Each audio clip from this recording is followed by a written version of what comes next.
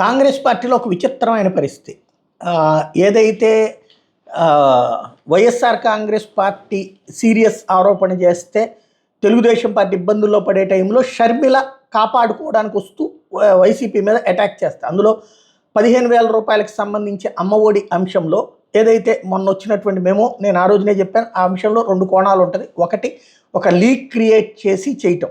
రెండవది వచ్చేటప్పటికి ఆ కాపీ పరంగా చూస్తే తల్లికి వస్తుందని ఉంది కానీ బిడ్డకు వస్తుందని లేదు. అయితే అది తర్వాత వాళ్ళు ఇచ్చినటువంటి వివరణ ఏంటంటే అది కేవలం ఆధార్తో లింకప్ కాబట్టి అని, అది కూడా మనం వీడియో చేసుకున్నాం. అయితే ఇక్కడ పాయింట్ ఏంటి అంటే అది ఎప్పుడైతే ప్రభుత్వాన్ని ఇబ్బంది పెట్టే సందర్భం వెంటనే షర్మిల ముందుకు వచ్చేసి అక్కడ మెత్తటి సుత్తితో తెలుగుదేశాన్ని కొడుతూ ఇదేంటో సమాధానం చెప్పండి అంటూ ఇటు మా అన్నయ్య అయితే మోసం చేశాడని చెప్పుకుంటూ వచ్చింది. ఆ టైప్లో అటు వెళ్ళింది.